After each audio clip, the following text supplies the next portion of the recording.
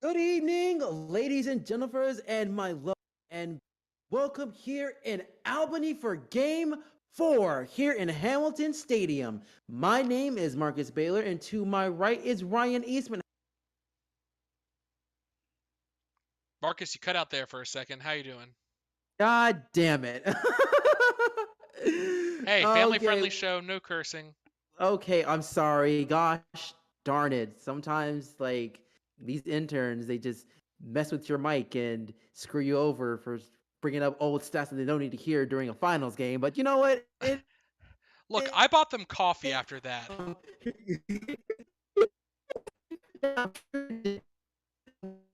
Oh, you've gone robotic again. I think the interns love me more. Four.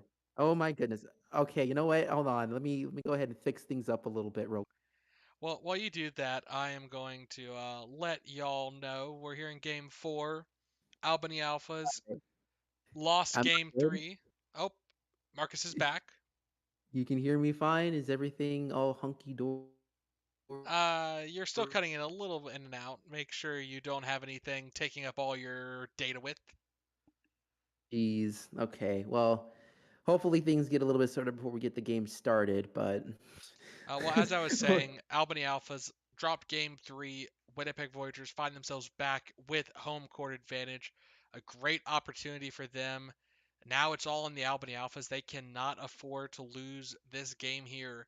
They need to go back into Winnipeg tied 2 apiece if they want a chance for a swan song for Narcissa with a championship ring to send her off into retirement.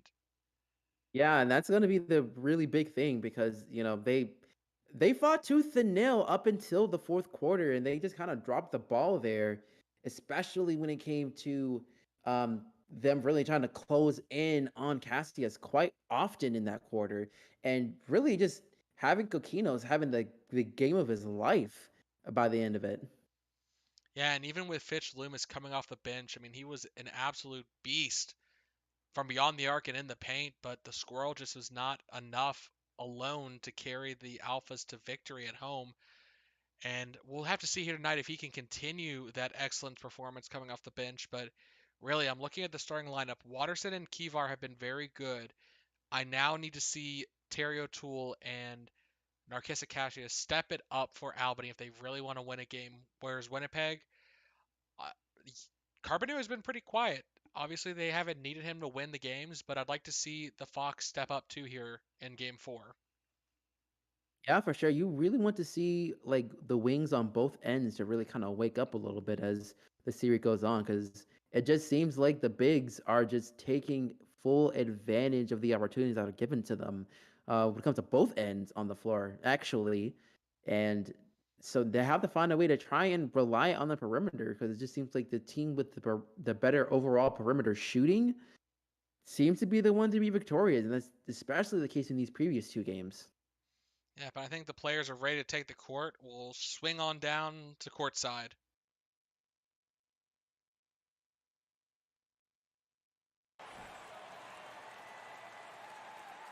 Yeah, right now you see everybody, all the flashing lights going on here. Everybody's really excited to get this game going.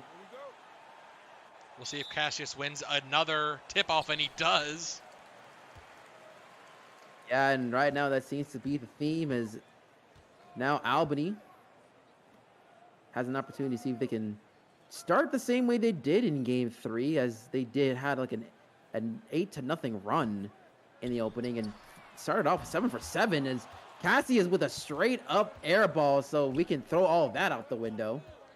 Yeah, and I mean, we saw what it didn't really matter in the end that they had such a great start. And I hate to say it, we need to see a little bit more all-round step up from the Alphas if they want to win here tonight. Well, Tave with the fadeaway, no good either. Yeah, right now both teams missing their first shot in their respective possessions as Kibar trying to see if they can get into the paint, but instead having to dish it over to O'Toole. O'Toole has to make some noise here in the early going. Expect that from him as he goes for a long three, but it hits the front of the rim.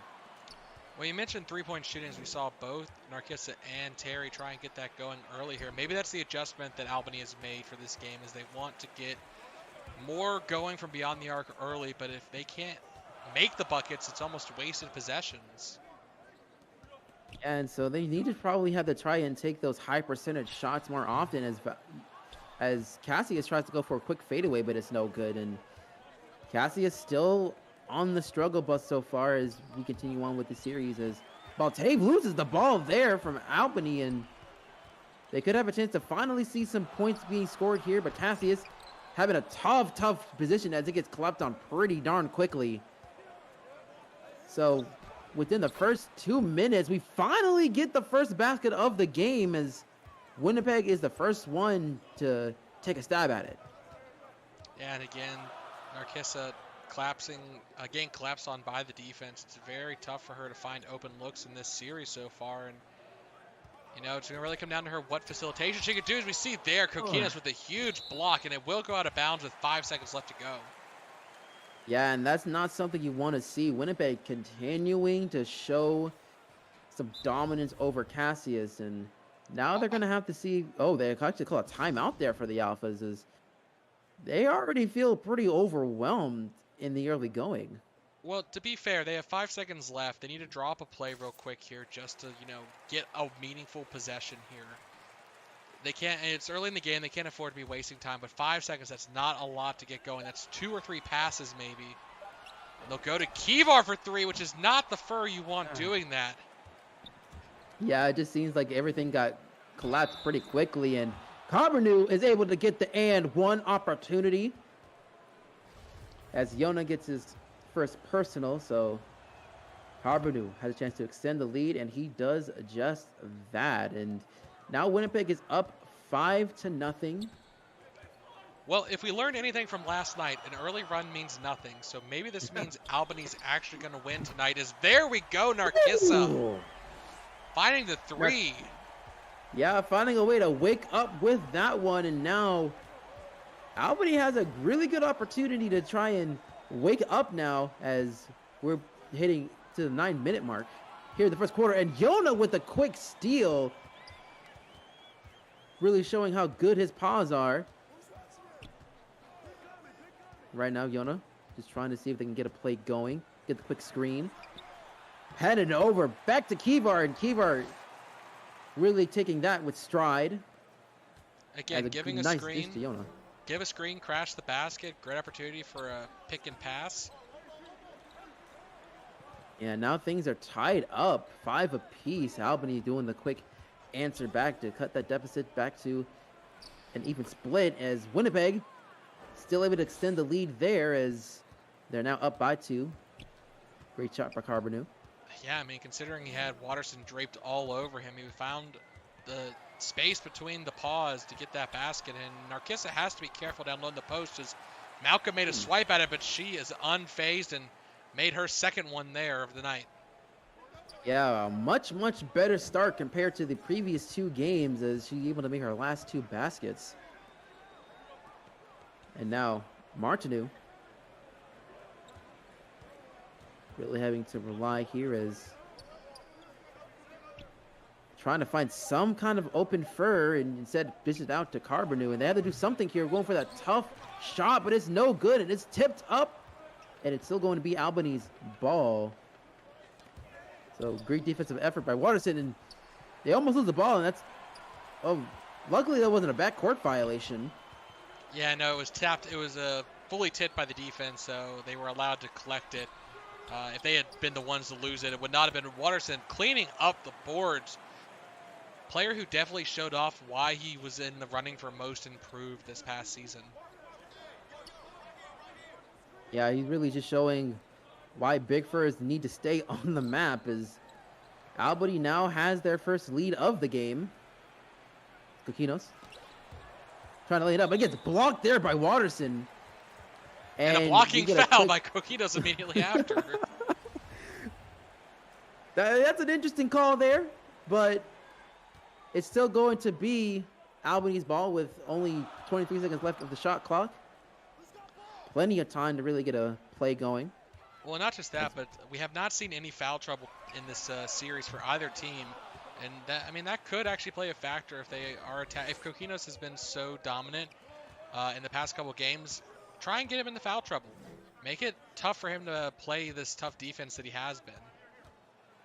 Yeah, right now Coquina is just bullying Cassius here. Tying things back up 9 apiece. That's not someone you want to see guarding the big dragon.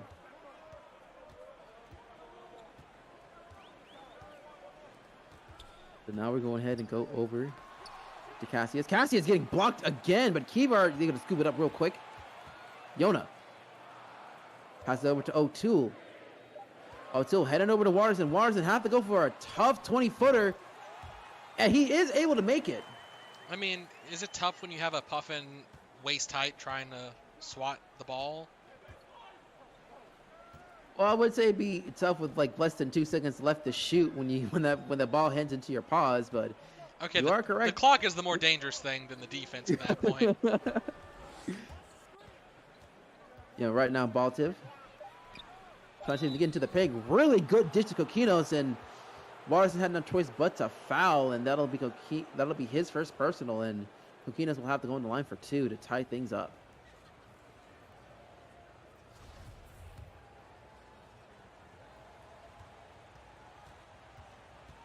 Don't give me that evil glare. I'm not going to bring up free throw percentages, I promise. Yeah. It's okay. I'm just taking a swig of water, trying to stay hydrated, as he does make the first one. And Coquinos able to rattle in the second one. So now everything is tied up 11 apiece. Yeah, 11-11, make a wish, as 6 minutes left to go in the first quarter of game 4. And right now Cassius trying to rely on that switch. We'll see if they get another one going. As they get a pick and pop situation, but not able to capitalize there. And it's going to be Malka double clutching, fast break opportunity for the Penguins. Yeah, and seeing the stats so far, Cassius once again, it just seems to be the theme. She is continuing to struggle here in these finals. I mean, there's a lot of pressure on her, too, to show up in this series, as it is her final one in there. She is able to teardrop, able to make it work. Yep, tying it up 13 apiece. That's a way to try and answer back as Eve passing over to Coquinos. Quick passing over to the Big Furs as Baltev goes for a nice, good 3. Really great play being developed there, as Winnipeg now extends their lead to 3. Putting the pressure on Albany, starts showing up from the perimeter as well. As again, that's an area that really they've struggled in these games. I mean, shooting, they've been the ones taking most of the shots from out there, but just not converting as many, and relying on Kivar in the post like that to keep them close to these games. Yeah, nice dish from Cassius as they're able to cut the deficit down to 1. But right now, we see Coquinos really ready to answer back, but instead dishes over to Baltev. Baltev back up to Eve. And now Coquinos back deep behind the 3-point line and gets a quick screen. Trying to go for these tough shots, and I think he was trying to go for a foul, but really trying to do everything on his own. Yeah, he was blocked from behind, collected and tried to score, but it was too little too late. A shot clock violation. Great effort there, but to no avail.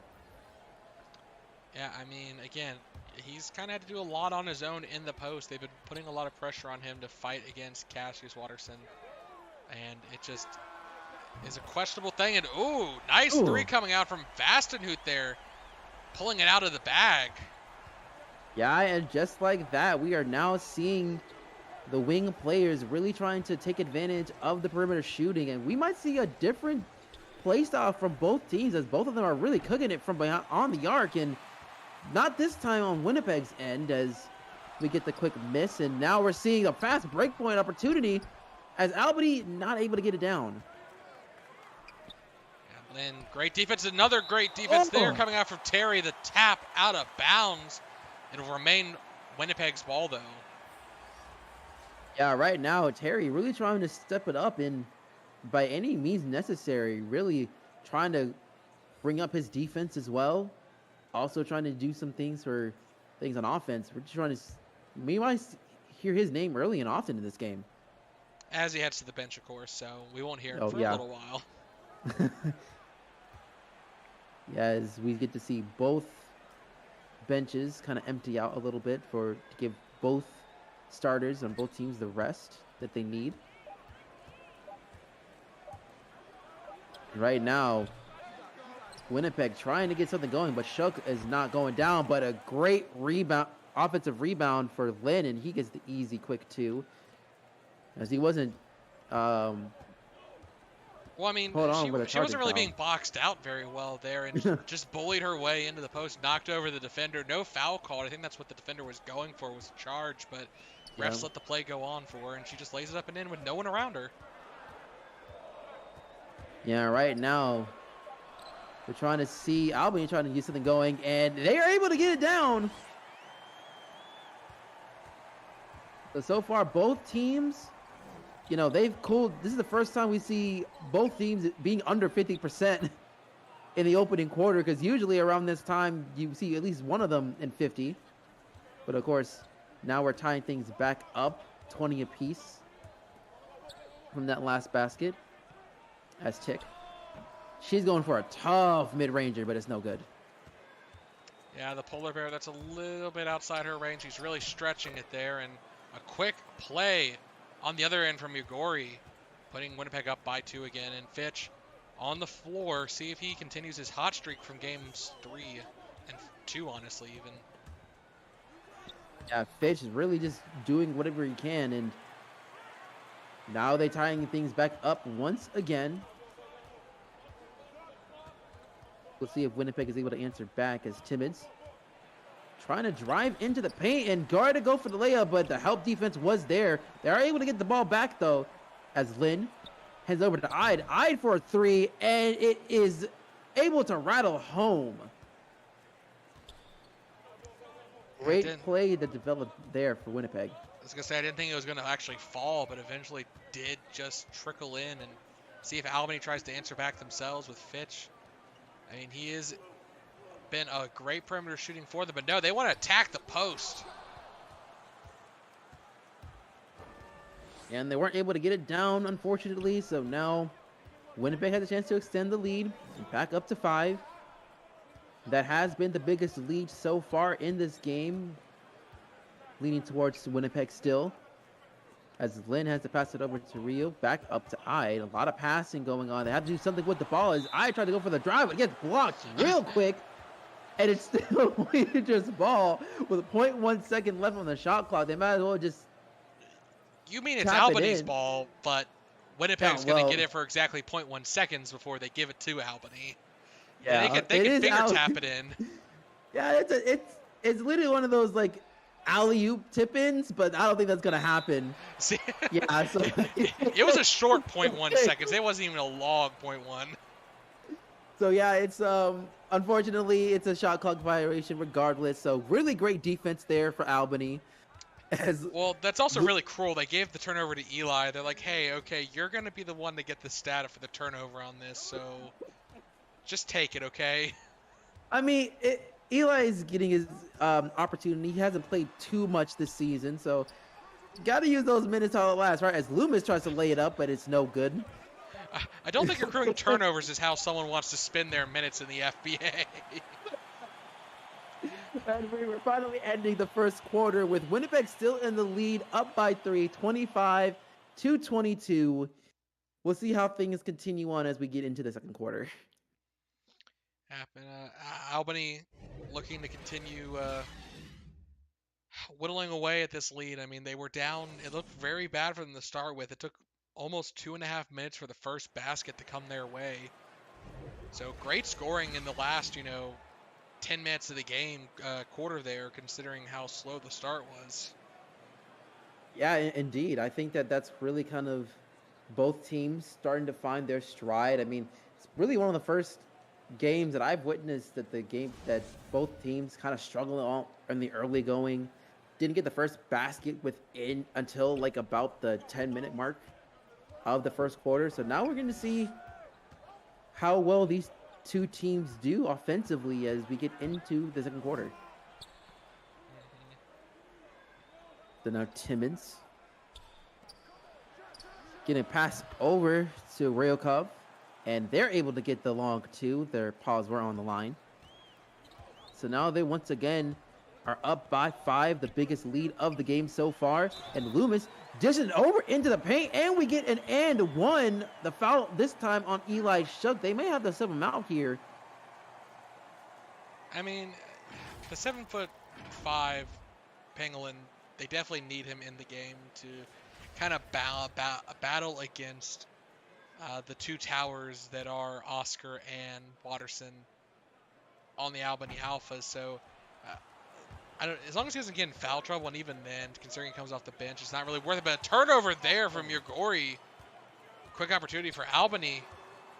Yeah, and Albany is thinking of trying to go for a fast break, and they try to fight their way into the paint, and he does get it down. So now they're only down by 1. And we're seeing 5 turnovers for Winnipeg compared to nothing for Albany. And that's going to be probably the story we're going to look into. As Winnipeg trying to get the quick dish into the paint for Shuck. And Shuck's able to draw a foul on Johansson. It's their first. So Shuck will get on the line for 2. And I will say that Shuck is probably one of the better firsts to really get here. But he is able to make the first, so that's good.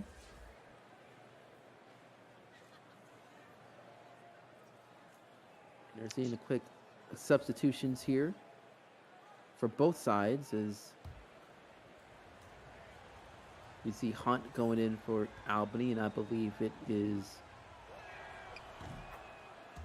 I forgot the player's name, I didn't remember, but Eli is able to make both. So now the deficit you up to 3. anti-caster cursed him by getting him to make both free throws. Yeah, you see, I am a very generous fur, Ryan. And of course, Timmons with a quick turnover. And Timmons trying to go coast to coast, and he's able to do just that, extending the lead once again back up to 5. Well, it seems like Albany wants to be very generous, giving Winnipeg extra possessions with turnovers there. Not the kind of generosity you want to see as a Albany fan. Yeah, especially in a big stake game such as this. Because right now, Albany's trying to fight for their lives. They try to quick layup and in. And that was the rookie there getting it done on his own. The Hyena forcing his way into the post and scoring. And I haven't really seen an answer from Albany regarding Winnipeg's bad manners in that last game, going for the 3 so late. It's actually been rather pedestrian, no real chippiness coming out from them so far tonight, but we'll see if that continues through this game. Yeah, for sure. And a quick miss there on Winnipeg's end for that 3 ball. And we'll almost losing it there, Rethal, but instead try to pull it back. We get to see a quick screen. Trying to find an open lane, and instead dishes it over to Johansson, and Johansson's able to, well, no, and actually, no, he was able to miss that. So great defense there by Shuck, as Winnipeg could extend the lead here back up to 5.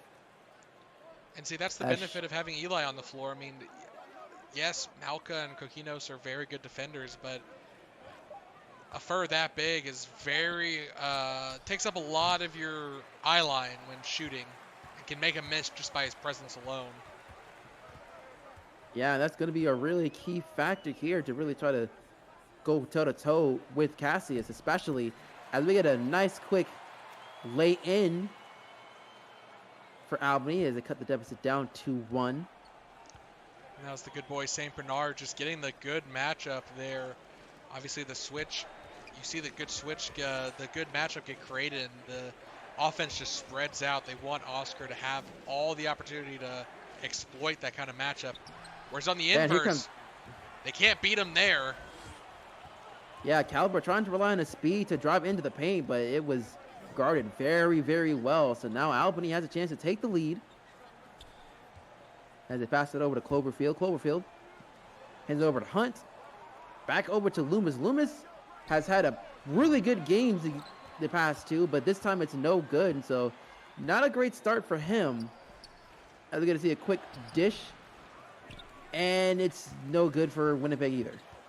Yeah, the drought continues. And I think he wanted a screen there, but knew the time was running low, so just went for what he could. And I mean, again, we get in that situation where you can't let the shot clock wind down and take bad shots. As Hunt, an opportunity to take the lead, and he does for Albany. I think this is Albany's first lead of the game. Yeah, I believe it is their first lead of the game because it's going to be the Voyagers calling their first timeout for this game as they are now down by 1. Well, and the point being they are about to hit the 3-minute mark on their scoring drought, which is not good at all. They need to make some changes. Probably bring a player in on the bring a player in. It doesn't have to be all their starters, but it does look like some starters will trickle back in. Yeah, that does seem to be the case. Is Martinu passes it over to Coquinos, and Coquinos able to draw a foul on Johannes. So now Coquinos gets to go on the line for 2 to get the lead back over to the Voyagers. And Johansson might get subbed out here after the first free throw. Albany did bring in 3 starters, but after seeing Winnipeg bring all 5 of theirs, and I wouldn't be surprised if they need to bring in Watterson and Kivar. Yeah, and a huge miss there for Coquinos. Just hitting the side of the rim instead of getting it in. We'll see he's able to make the second one to tie it up. Actually, no, they didn't bring Watterson in. They left, I believe, Hunt out there. They've only subbed in Kivar. Yeah, right now everything is tied up 32 apiece. Cassius with the rock. Hands it over to Vasenhood. A lot of passing along the perimeter as Terry. Look at the dish to Cassius. Cassius gets the screen, but instead tries to bring it back, but was too quick on her pause and accidentally stepped on the line. So an unforced turnover here for Albany as Winnipeg has a chance to take the lead back.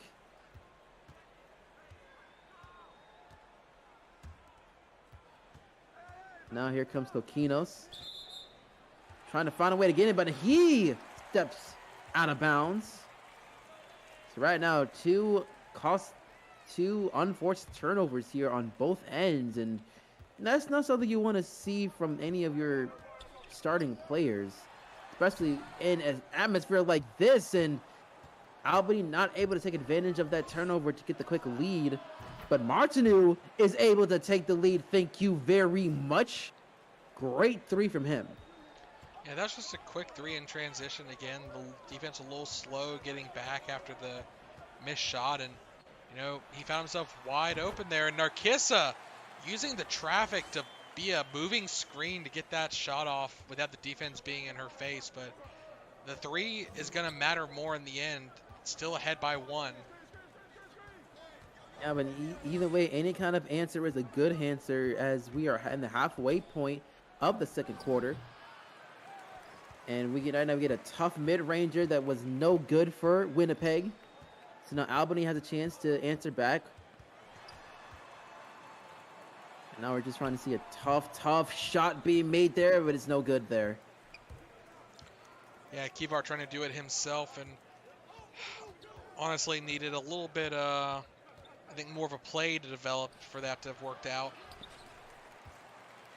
Yeah, so far so good as Vasenhood hands over to Terry. Terry going for the mid-range, and it is good. Terry giving the Alphas the lead as now they're up 36-35. And that's something you want to see from the good boy himself. It's Francois having over to Malka. We're hearing the crowd screaming defense as great dish there for Baltev, and he gets the and one opportunity as he's able to make the basket as he gets fouled. And we do see Watterson coming in as a response to that.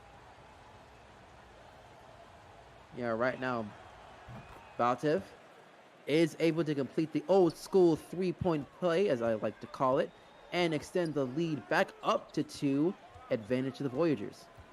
We'll see if Terry's finding a way to answer back as he goes for a long 2, and he rattles it in with ease. So, Marcus, do you call it the old three-point play because back when you were playing, they didn't have the three-point line? Oh, okay. So I see we're poking all kinds of fun. Okay. Look, you're the one who calls it the old three-point play. Well, it is called the old school three-point play. What do you want me to? What else do you want me to call it?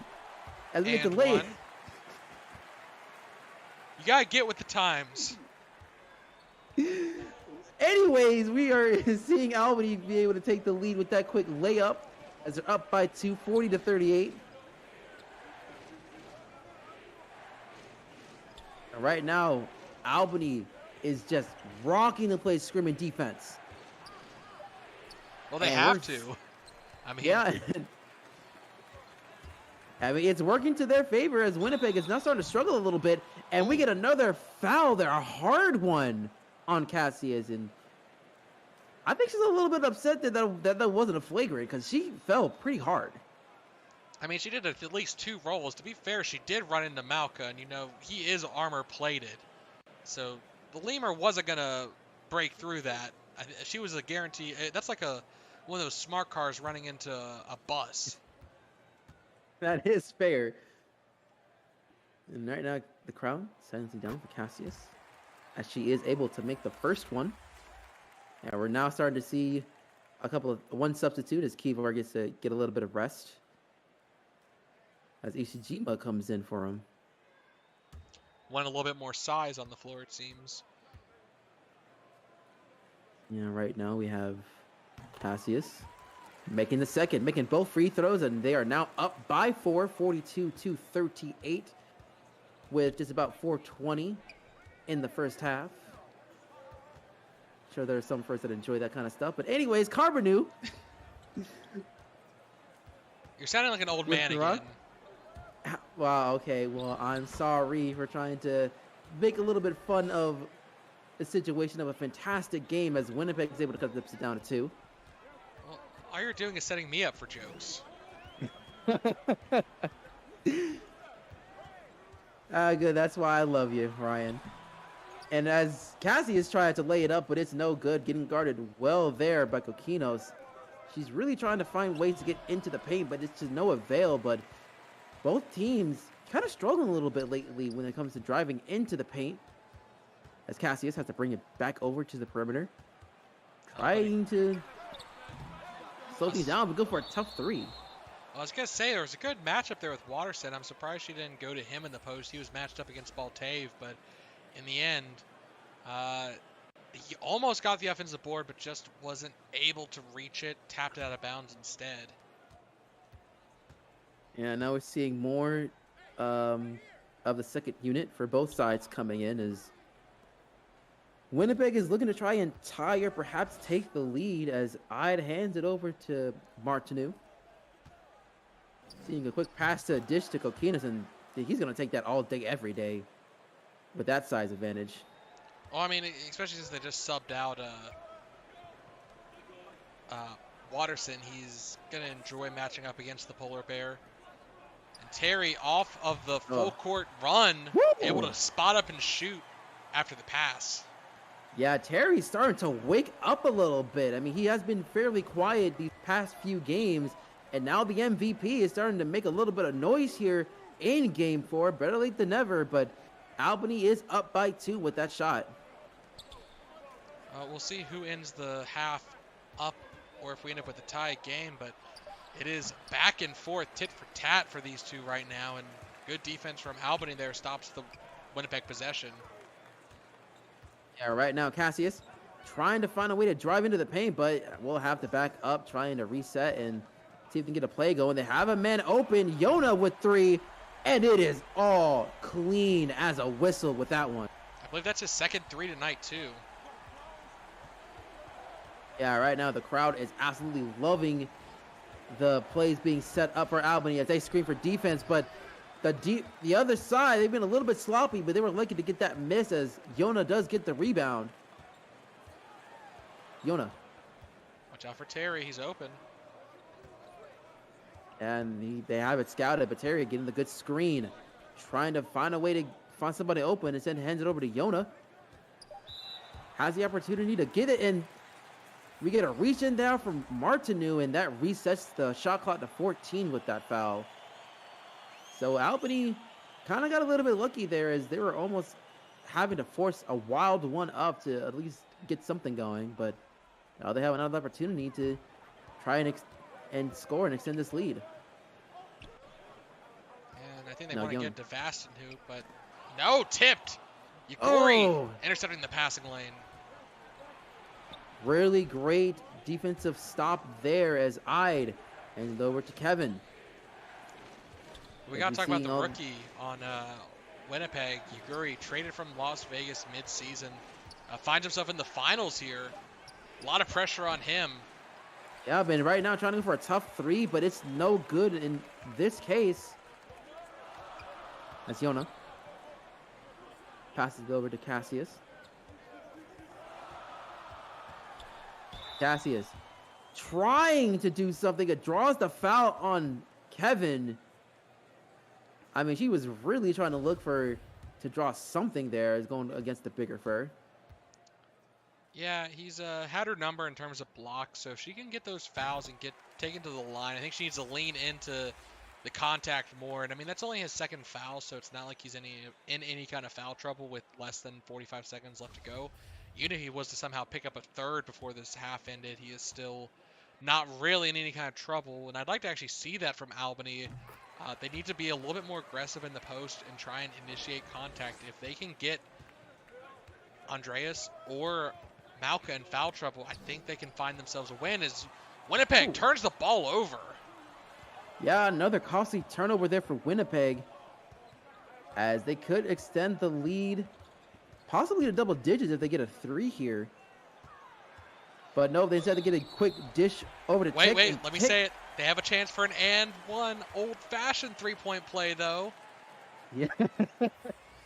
Yes, that is the case, as they are able to get that basket and the foul, so they have a chance to make the double-digit lead here.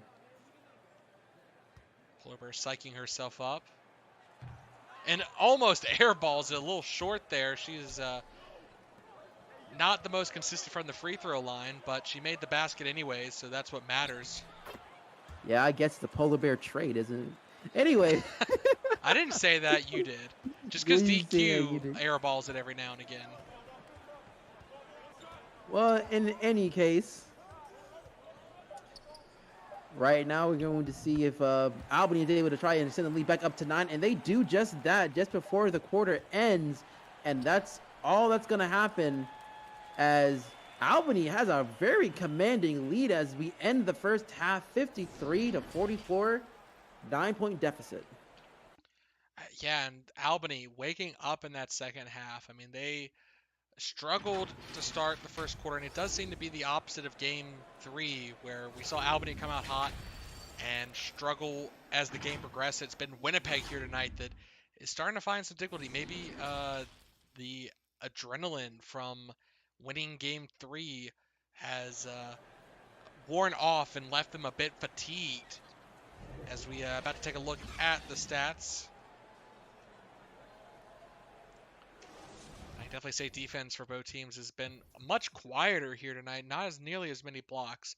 As again, Narcissa, she has struggled a bit, but most points she's put up so far in the half, 13, 3 assists as well. Vastitude doing a bit of everything, 2 steals, generating turnovers is great. O'Toole getting it done, 6 points, 3 for 4. Would like to see him pick it up from beyond the arc, but he has been shooting quite long-range shots.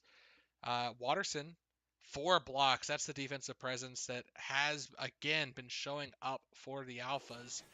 Kivar, 4 points, 4 rebounds, and an assist.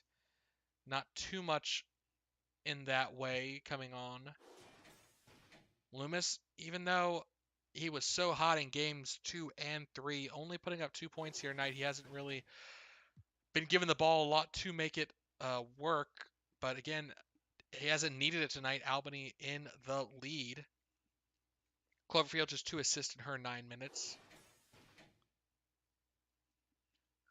Avery coming off the bench, perfect from on the floor, and a steal to his name. Tapisa, 1 for 3, rebound. Oscar, 3 for 4. The St. Bernard stepping up, as is the rookie Tanner Hunt, 4 points. And then Ishijima, only an assist, but only playing 5 minutes, not a lot of time to really get much done. And there's Malka. I mean, 2 blocks in the first half is not bad. It's definitely slow compared to his normal showings this series, but he has time to step it up in the second half, and he's only put up 1 bucket. Francois, quiet here tonight. 3 assists, 2 rebounds, 3 points. Even Andreas, normally you'd have double digits by this point, but only 7 points and 7 rebounds with 1 block. Carpenu, One of his better halves this series so far has put up 9 points, 4 for 8 from the field. Baltave, 2 for 6, 2 rebounds as well, but has given up 2 turnovers. Lin, 2 points, 3 rebounds, and an assist coming off the bench. Timids, 6 points, always a contributor with his limited minutes. And Eli, 4 rebounds, 2 points. And Yugori, the other rookie, 2 for 3, 4 points, 1 rebound. 3 points, 1 rebound, and an assist. And Middendorf has not had an opportunity to do much with his 5 minutes. And Caliber, even though he has had 3 shots, has been able to make a single one. As we head into the second half, and Winnipeg, what adjustments have they made? They've been a master of making adjustments in these games. What do they do here to take the lead back, Marcus? Well, I think really the biggest thing is to try and slow down the perimeter shooting for Albany, and of course they're not doing a really good job. And a lot of block party in the early going of this second half. Goodness gracious, I can't even collect my thoughts of what they could do to try and cut down this deficit. And a steal. A steal happens for Albany as we get a quick mid-ranger. No good, but we finally get a foul being dropped by Carbonu. So, and I believe that is Watterson going on the line for 2. Yep. It is, yes. Oh my goodness. So what a way to start things off in the second half, as Watterson does make the first one. But yeah, I think the big thing here is to see if they can try and limit Terry and other perimeter shooters, because they have been able to get quite a few good shots there from within mid-range to the 3-point line. And of course, trying to diminish the turnover, because I believe they were close to double digits there in the first half for Winnipeg. Definitely, Winnipeg letting them stay close with turnovers. And yeah, there we go, Carbonu. That's one way to get them back in this game, is hitting threes. And if Carbonu and Francois can step it up in the second half and start making those long bombs, they can get back in this game super quick. Yeah, and Cassie is trying to answer right back, but it is in and out. So Winnipeg could have a chance to take the lead back. Well, not the lead, but try to cut the deficit to 5. I was about to say, is a full court shot now worth 10 points? I mean, I wouldn't be opposed to that, but I mean, that'd be a way to spice things up, as Baltev's able to get into the paint and go for the easy layup. So now they're only down by 6. Terry has made some noise in the first half, but it says go to Cassie, who's wide open. Way too easy for the Lemur, as she's able to extend the lead back up to 9. I was a little holding my breath there, afraid if she did miss that open of a look. I mean, she had almost a whole 2 seconds to, if she wanted to set up for that shot, and it had to rattle around a little before falling. Yeah, right now Kokinos gets fouled by Yona, so Kokinos will go on the line for 2. Trying to go for that mid-ranger, but instead we'll have to try to get it the old-fashioned way, as they do make the first one. We'll see if Kokinos is able to make the second one here.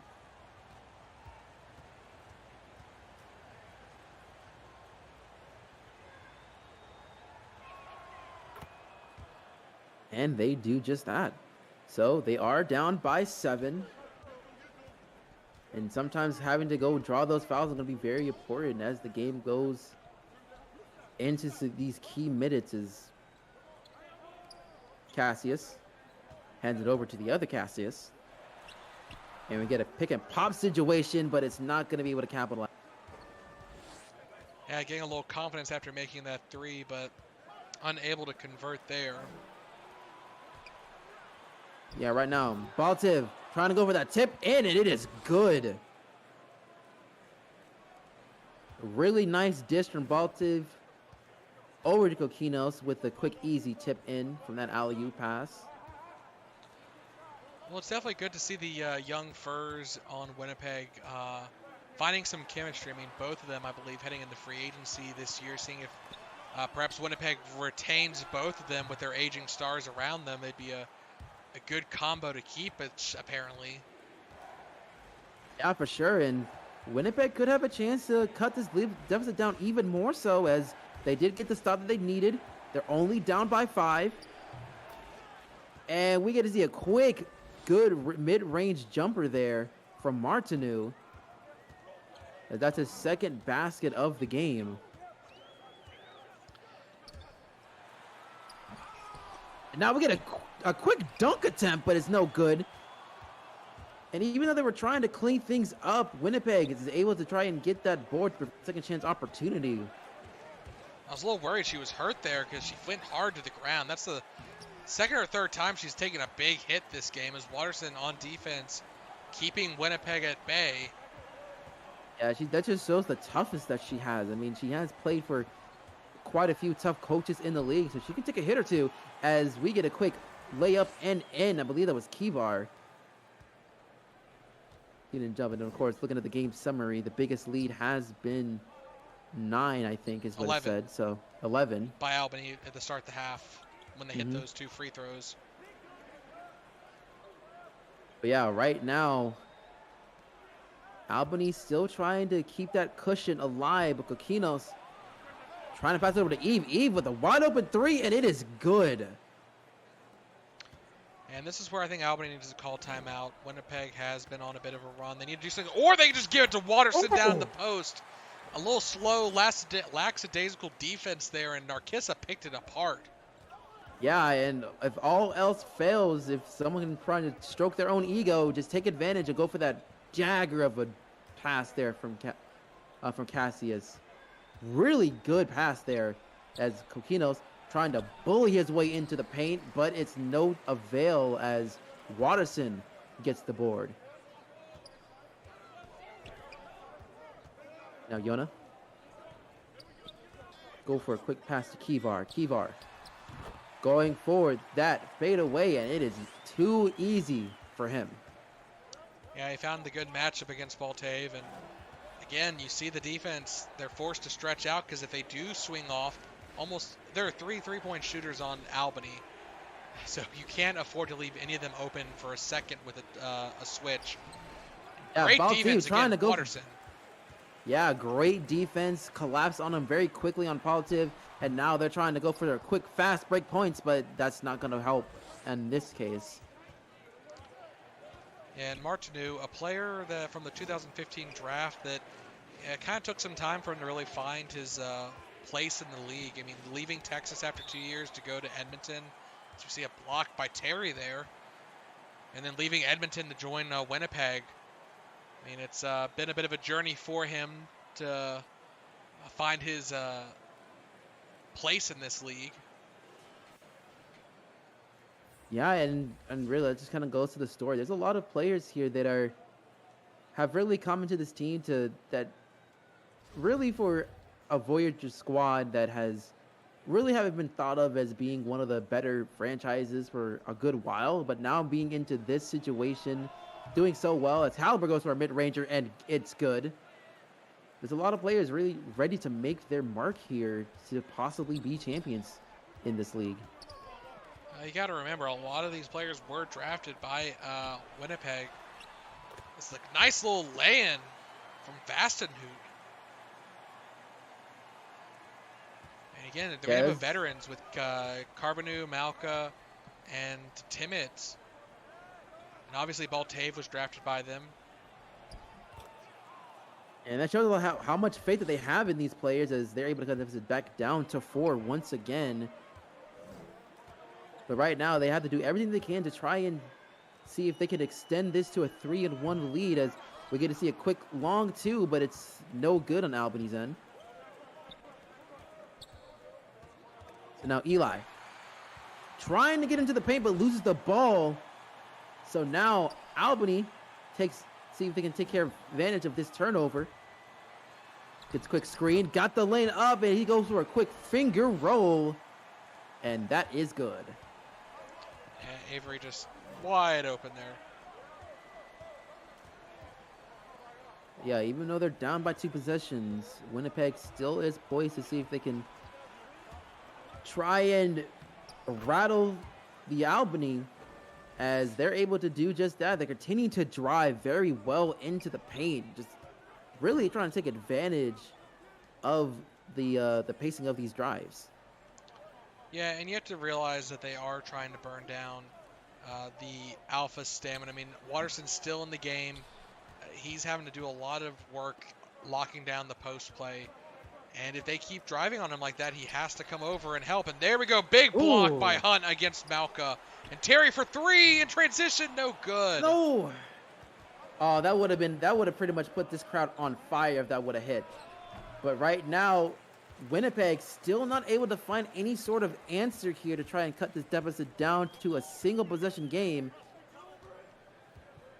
As Yona surveying the field, passing it to Watterson, trying to feed the big otter, but instead dishes to O'Toole, and O'Toole getting that open 3 that they needed, and the crowd is going wild for the Alpha point. And I think we may see it. No, we're not going to see a timeout here. We're just seeing a lot of people ready for a substitute.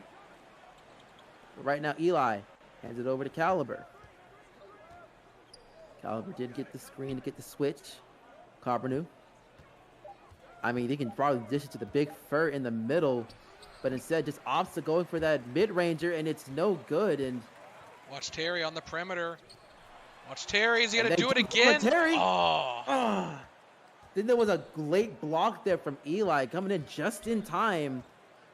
I mean, you can never underestimate that first size right there. As now Winnipeg has a chance to try and cut this down again. Trying to see if they can go for this screen. Not much open there, and another block, and Albany is able to try and take it, see if they go for a fast break points, and they're not able to do so there. Yeah, that's the second block tonight for the rookie Hunt. Good defensive pressure against Malka and the other big furs. A lot of pressure being put on the rookie to guard such talent on the Voyager side. Yeah, right now Caliber going for an alley-oop dunk. That's a great way to silence the crowd right then and there, as Winnipeg is trying to find some kind of way. And the Alphas are now calling a timeout. I can imagine there's going to be a lot of substitutions as we are in the closing minutes of the third quarter. Yeah, I mean, this is the point where, okay, do you go ahead and just sub all your starters out, get them, that last couple minutes of rest before the fourth quarter, and then sub them back in? Or do you just leave them in here and risk them running out of gas as you run into the final minutes of the game? And it does look like, for the most part, we're going to see all substitutions across the board. Yeah, and I can't really blame them for that, because you need to rest up for these closing minutes. Both teams have done a very good job in really keeping good distance between them, and great blocking there for Winnipeg. And of course, it's still going to be the Alpha's balls, as unfortunately a Winnipeg player had full possession for stepping out of bounds. Yeah, he had just grabbed the ball, but I mean, honestly, at that point, might have just been worth letting it go out. I understand, you're going to have to go for it, but it does give them a fresh shot clock for the Alphas to work with here. And really, a full 24 is not what you want to give the Alphas, especially with the fact that the opportunity to extend the lead, especially with Loomis going for 3, but this time it's no good. It looks like he lost a little bit of the magic that he had these past 2 games prior to this one. Yeah, I mean, it'd be lovely to see him step up here tonight, but eventually he had to stop rolling 7s on the craps table, but almost right now, the ball there, actually. Yeah, Tucker almost loses the ball, but Cloverfield is able to pick it up, as you see quite a bit of passing here. Tick has to do something with it. She ended up passing it to Cloverfield. Cloverfield going for a tough 3, and he's able to get it down. Oh, wow, that's a great shot coming out from Connie there. I mean, that shot clock winding down, the only option is to take a shot at that point. The defense knows it too. Yep, and then now they're up by 8. So Winnipeg has to find some kind of answer to contain the Alphas, as Ide hands it up to AJ. AJ does get the screen, possibly can drive into there, and it does not go down, as Johansson does get the board. Takaru hands it over to Cloverfield. Lots of passing here from Albany.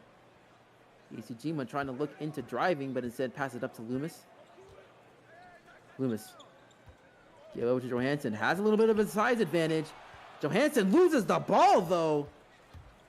And now Winnipeg has able to try to take it over as AJ going for the quick shot, but gets blocked there. Great defense there by Albany, but Lynn not giving up on the play as they get the and one opportunity. Yeah, you see the coach not happy about that. They should have had the offensive board, but Lynn, the pink Mantis, able to pick up the board between the two defenders. Yeah, but now we have a chance for Lynn to get the old school 3-point play, and she's able to do just that. Now, 5-point game here. Albany probably with the last full possession, unless they try and rush it here. So they have an opportunity to build up a bit more of a lead before going into the final quarter.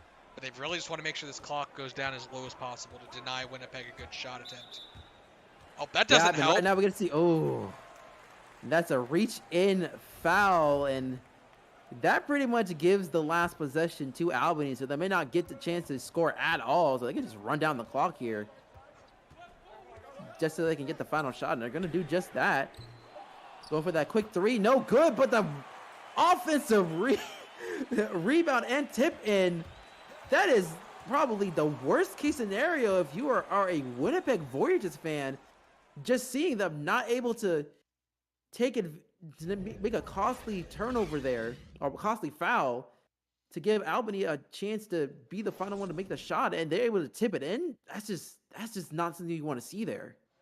Yeah, I mean, I'm a big proponent of, sending your bigs to go play some volleyball, practice those tips. I mean, I understand the value of being able to pull down the ball and go back up for a more steady shot.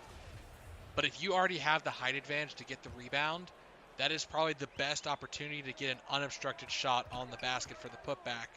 We saw it there as Fitch trying to get something going and just not able to. Yeah, right now Winnipeg is going to have to find a way to get some kind of control back into this game, as they are down by 7, 76-69. They were not able to get that shot for there, as Cloverfield does have the ball. Loomis trying to see if he can wake up, but it's not going to be the case here. And now Ide go ahead and rattle it in, as now the deficit is back down to 5. Yeah, and I expect next dead ball we're going to see the starters coming back into the game. I see already a couple starting to line up by the check-in. But Albany has the momentum right now, and if they can hold, they can go into game 5 tied up, and there we go, Fitch. Ooh. All you have to do is be as wide open as physically possible, but the 3 falls, and that is huge. Yeah, that's a huge one, really being one of the prominent scorers coming out the bench for Albany. Now that could be a way for Loomis to wake on up, but we'll see how Winnipeg responds here, as I trying to go for a mid-ranger, and it's no good. A quick board for Albany, as they have a chance to extend the lead even more. So now Johansson laying it up and in, and now they are up by double digits, the biggest lead of the game, I believe now. Well, no, second. Close, 11. 11 yeah, was the biggest, but still double digits with only 10 minutes and some change left. This is not good for Winnipeg, and they do need to be converting like that. And, of course, they go to the veteran Timids in those tough moments. Yeah, really doing well. 4 for 7 for shooting here with 8 points, and Albany decided to call timeout here, probably trying to get some major subs in, just so they can probably try and punch their ticket of tying up this series once again. That's tough there, because your bench players are obviously starting to find some groove. Obviously, with Loomis missing those earlier shots, you maybe would have called one then, but it looked like he was starting to find his rhythm. So I don't necessarily feel as behind calling a timeout at that moment. Narkissa in the paint makes it work. Everyone cleared out of the way just to give her the easiest shot possible, only having to match up against Baltave. Yeah, and now they're back up by 10. We'll see how Winnipeg tries to answer back, as Timids trying to get into the paint, and looks like I believe Cassie was trying to look for a charge, but they didn't call it. Oh, Vassanu was trying to call for the foul, but they didn't call it, so it was an easy bucket there, but they're going to go get an easy bucket right back, as Watterson does lay it up and in for the easy 2. St. Bernard, Oscar. Oh, Jesus. Waters There's is so not in the many game things right going on now. happening. There's a lot of things that's happening right now. Yep, I know. Then the pace picks up. It's hard to keep track of this game as Coquino's trying to be a hero here, fading away over top. 13 And points, right though, one now, of his quiet games so far this series. and even then, it's still 13 points. That's what you really see in a lot of your bigs, going for those tough shots. But now Cassius trying to go for 3, but it hits the front of the rim. So now we're probably going to see a huge dunk there from Coquinos. What a dunk. And now they're really starting to find their rhythm here, try to get back into this game as we're 8:30 left into this game. And we have to see what they can do here. Albany going to drive to the paint with Kivar, and he's going to dunk it down against the Dragon, too. Kivar is just really cleaning things up here right then and there. That was an absolute posterizing dunk over the Dragon. Yeah, right now we're trying to see Winnipeg trying to answer on back, and Lynn doing exactly that, 87-81. So even though there is a cushion, the cushion is starting to get a little bit uncomfortable for Albany. They'll see if they try to answer on back, and that's not going to be a way to do it as Cassius gets blocked once again, this time by Lynn. And we see some substitutions. Not many, but again, we're starting to see the starters trickle back in on the floor as Waterson is back in now. Alley-oop! Oh! And now 1.3 seconds left. This is going to be tough for Albany to get a shot off, but not as bad as the point one. Yeah, I think this one you can actually get some kind of play going, probably catch and shoot here, and they do just that. And they are able to get it down, so a much good effort trying to get a plan going, get somebody open and get the quick shot, and they're able to do things just fine as they're now up by 8. But that might not matter here as they able to right on back. Coquino starting to wake up now in the fourth quarter once again. And that was Terry on the inbound, the quick pass, catch and shoot. And, he's been waking up this game. He was quiet earlier on in the first couple series. And Vasserhoot as well, getting the and one, a chance for a 9-point game here. Yeah, it just seems like Albany is just like trying to make sure that they punch this W right here, right now, not giving Winnipeg any sort of room to try and catch up. As they are able to make the 3-point play. So now they're up by 9. Kevin trying to dish into the break to Coquinos. Coquinos, he has been hot very recently, but he has a really tough defender on him, on Waterson. So instead, they just back up into the perimeter. Eve trying to get into an open lane. Trying to go for that tough shot, but it is no good. Really good defense from Waterson once again. By Kivar. Oh, Kivar, excuse me. And Kivar, speaking of him, going for his own miss, and he lays it in. Oh, the Jaguar getting it done on defense and offense. Like I said, cleaning up his own boards. That's one of his specialties. So you really have to box him out when he drives into the paint like that. Yeah, now they're up by 11, 94-83. With just under 6:20 left of the game. And of course, Baltiv has something to say about that really quick. It's easy makes a quick 2. And I did see both teams really very close in field goal percentage, 48 and 49 respectively. As now Cassius trying to get the quick drive, but great defense there. Was no chance for that to go in as it gets blocked. Yeah, but you see, it's still a 9-point game despite both of them being so similar in shooting, and that just comes down to the turnovers, which have been really against the Voyager so far in this game. Yeah, they really need to find a way to clean things up as we get into the closing minutes. It's Kivar trying to go for that mid-range, but it's no good. Trying to shoot from the 3-point line, but to no avail as Kevin going for a mid-range of his own, but it's no good. Quick grab from Cassius, and a costly turnover there as I believe that was Vasserhoot stepping on the line. And that was very, very big mistake there as now Winnipeg has a chance to try to close deficit. And Eve wide open for three. Way, way too easy. I don't know what Albany was doing there at all. They were sleeping on that possession. I mean, that was a double screen play, and I mean, it's very hard to break through that. But again, they have not been going to that too much here, and they might have to with this kind of deficit. But now it's on Albany. They have 5 minutes. They just need to keep the foot on the gas, and that's one way. Narcissa, if Carboneau's going to do it your way as well. Yeah, I'm trying to make sure that she gets some kind of way to punch right back, as Winnipeg has found a way to contain her for a majority of this series. And right now, she's going to be like, okay, you want to play that game? I'm ready to play that game. And that's really becoming a huge advantage for Albany.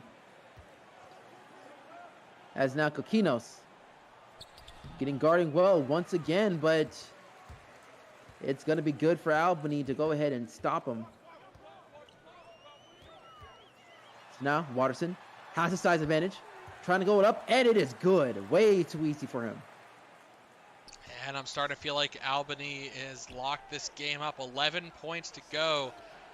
11-point deficit, and Eric will dunk it down. The bird taking flight there. Yeah, Baltev is just trying to show that this game is not over until the... I was going to say until the fat first sings, but of course... Don't call that Kevin is fat. Don't call Kevin fat. That was supposed to be a general saying there. I'm not technically saying that he's fat, but... Well, either way, that's his foul trouble until he gets to the fifth one. But we see, again, an answer right back by Albany, 11 points. It was just funny because the camera cut to him as you were about to say fat fur, and I'm like, oh, you're really playing games. I know he's Canadian, and he'll say sorry, but I'm pretty sure he could still... I mean, it's... Okay, but well, for me, I didn't expect him to cut right there. I think that's really more so on the intern trying to mess with. Yeah, I'll make sure to slip him $50 after the game for doing that. But... Yeah, for sure. But anyways, getting back into this game, right now Albany's really doing a very good job trying to keep that cushion going as they're once again up by 11 points. Every possession counts now for Winnipeg if they really want to go ahead and try and close deficit back down to where they have a good chance of winning. And one way to do that is with Eve as he rattles it home for three. Yeah, but still, so it's still 3 more possessions that they have to both stop and score. And if you think about that, that's almost 2.5 minutes easily. And Narcissa, she wants to answer back with one of her own, but not able to. Yeah, and that's not something you really want to see, especially with so much time on the shot clock, as Eve Carboneau was able to lay it up and in. So now they're able to cut the deficit down to 6. Only 2 possessions. And that was just because Albany did not have they did not make the play go on for long, but Watterson will take advantage of that. Yeah, and right now Watterson just really using his strength and size in the paint as everybody was on the ground trying to get that rebound, but it makes it too easy, and Watterson gets a quick block, but it gets cleaned up pretty easily there for Winnipeg. So they do get the score back down to 2 possessions. Still down by 6, though. They do need to get a stop here as Cassius goes for 3. Rattles in and out. Kevin with the board. Winnipeg could cook something juicy. Kokinos does lay it up and in as they are now only down by 4. Okay, we are now getting a little bit of a game here. Yeah, and it comes down to they're just playing so fast-paced. It's working for them, but Vastenhout not one. And you saw the defense come flying in to block him there, but he still was able to make it work. Yeah, Yona really just kind of been that X factor of becoming a really good third option as Carboneau goes for 3, and oh my lord! Oh. He has been on fire since this quarter began. That's his 3rd or 4th 3-pointer. They need to start playing. They need to dedicate a fur to him. They cannot let him get those open looks. Yeah, and Kivar trying to fight his way in, and he does rattle it home, and it's still going to be a 2-possession game, but these threes are looking really dangerous. The crowd is really getting into this one. We'll see if they able to do it once more. As right now we get to see Coquinos trying to lay it up, and it is no good. But they do get a second chance opportunity, and they're able to get it down. Yeah, I mean, Albany may want to call a timeout. Honestly, they can't afford to let Winnipeg tie this up.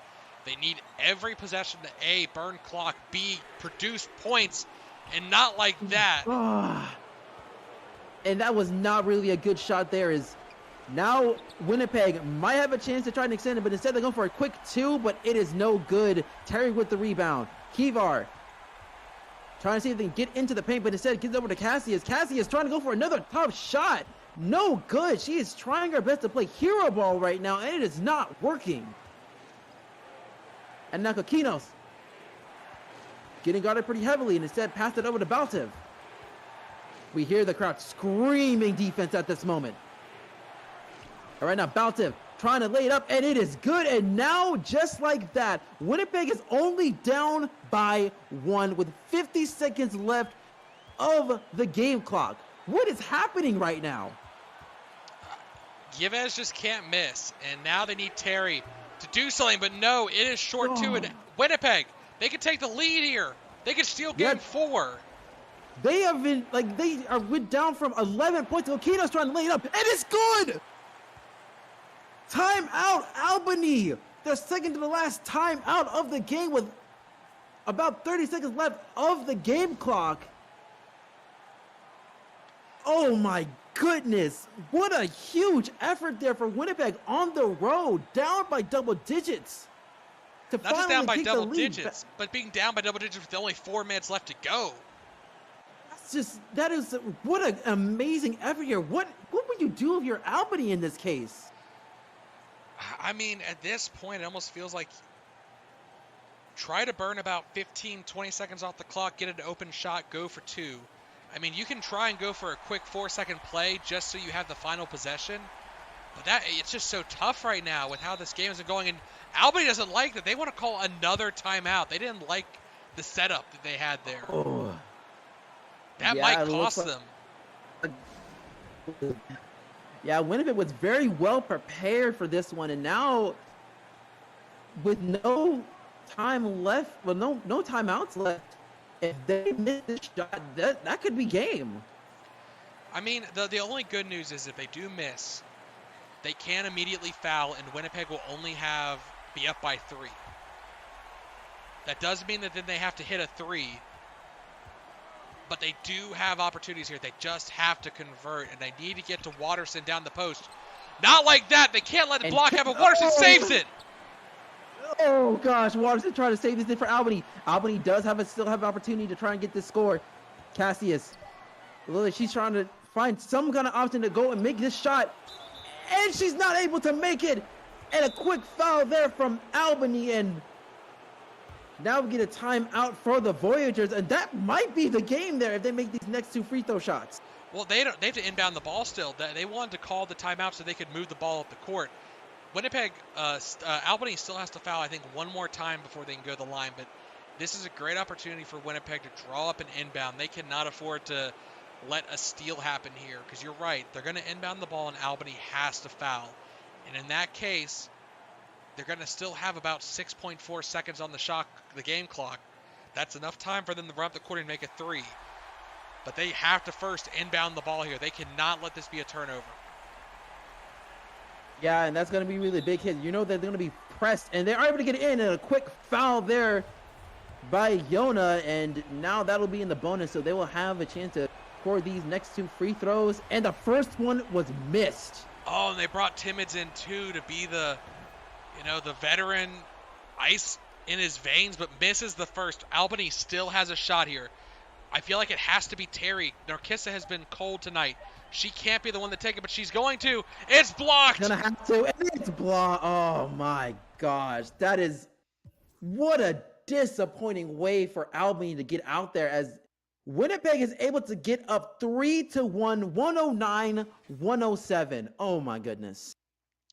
Yeah, and again, Narcissa trying to play hero ball in that last couple minutes, and the Voyagers defense has just had her number this series, and that's a tough one. That's an absolute heartbreaker for Albany to lose. That's 2 games dropped on the road, and now they have to travel back to Winnipeg. They have to win on the road. They have to win at home, and then they have to win on the road again if they want to win a championship. Yeah, and right now it's just looking really, really bleak. Just seeing these stats. I mean, Watterson balled out 14 points and 13 And rebounds. 7 blocks again. And and Kivar also holding his own with 7 points and 16 points and 7 rebounds and 4 assists. It's just like what a great effort there for Albany. They had this thing in the bag. It just there's no other way to say this, but they just choked that one. I mean, again, the if we play the math, I think the statistics will show that they had like a 95% chance of winning the game at that point. And when we jump over to Winnipeg, I definitely want to see how many 3-pointers Carbonu put up, but he absolutely saved Winnipeg there. I mean, obviously that first three gave him some momentum, but then he hit another, and then another, and he absolutely wiped away that lead on his own. And you have to give props to the defense as well for Winnipeg. They absolutely smothered Albany in that final minute. Yeah, for sure. And I just got to say that this was kind of one of those. It was a very exciting one, that's for sure. But hearts out to the Albany fans out there, because this was really rough. Just seeing them closing in on this play, as witnessing the stats over here. And as you said, Eve, the stats say it all: 26 points, 5 for 6. 6 for 3. I That mean, is just he was saving it for this game. Apparently, he knew he needed to bring it out tonight. Oh yeah, he made sure to put the team on his back, especially in the final couple of minutes of this game. And they are pretty much just feeling a breath of fresh air as they can really sniff that championship. And Andreas definitely stepped it up too. Again, we had talked about him being quiet with only 13 points. He finished with 23.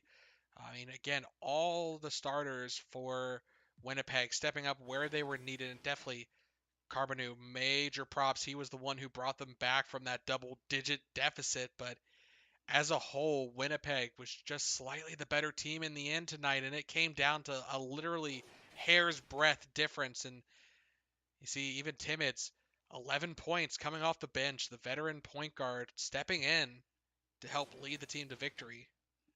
Yeah, for sure. And I think this really kind of goes back into really on Albany, and just you've got to really put the ball in your MVP's hands in that situation.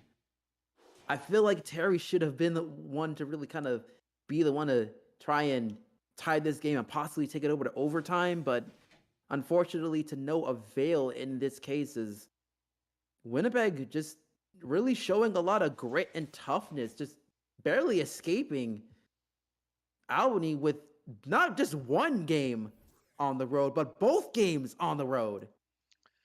Yeah, like you said, it's absolutely heartbreaking for the Albany fans to come into this game thinking, okay, or not this game, but this 2 home games, like, okay, great, we've won one home away game.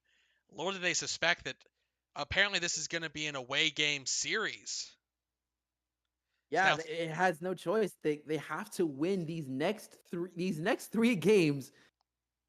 Well, 2 out of those 3 games that they have to win are going to be on the road, because Winnipeg does have the home field advantage, and now it's gonna be go big or go home throughout the rest of this series. And hopefully Albany tries to find a way to get some kind of answer to try and steal another one on the road. yeah, and you Get made this the point. It was going to series. be perimeter shooting that determined it. And look at that, 8 for 13, the Voyagers. Now, obviously, 5 of those 6 were from one fur named Carbonu, but still, they were absolutely dominating from beyond the arc, and they still only won by 2 points. Albany had every opportunity with the steals and the turnovers to win. Yeah, and that really kind of goes to show the fact that the Voyagers were able to clean up their game in the last few minutes to put them in the situation to even have a chance to win was just amazing. They're able to find a way to write the right plays at the right time. Eve turning in hot as he did, really become like the face of the franchise, doing what he needs to do to make sure to put Winnipeg in this position to possibly win a championship. And for me, that's just the beauty of this game, and why you can't really You gotta expect the unexpected sometimes. Yeah, I wasn't expecting to see three away wins in this series, but both teams really struggling in that. Again, for Albany and Albany fans, they know they can win in Winnipeg. So all hope is not lost, but they have created a very big mountain they need to overcome if they do want to win. Yeah, I mean, like, has there ever been a series in the FBA where a team is down 3-1 in the finals and try to climb back up? I There I honestly has I to can't have even been. I mean, remember. it's usually tit for tat, but it's tough. It's really, really tough. But in this case, I will have to say that, really, really fun game. Like I said, it's a small chance, but there's still hope for Albany to try and make some noise, make this a little bit more interesting. And I just hope that in this situation, that locker room, I know it's going to be very frustrated for them, especially to lose in that kind of way that they did. They can't give up hope now because if they come into game 5 sloppy, that might be it. That we might be crowning our champion in Winnipeg um in the next coming days.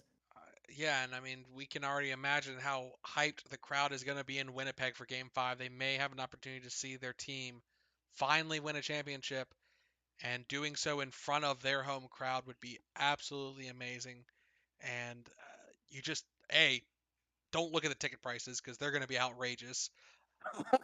Yeah, for sure. Like for those of you who decided to go ahead and buy those tickets, being confident in trying to get them early, good on you because I know that those tickets get around this time. But anyway, I think it might be good for us to go ahead and hop on off. It has been a wonderful, wonderful game. But now Winnipeg is up 3-1.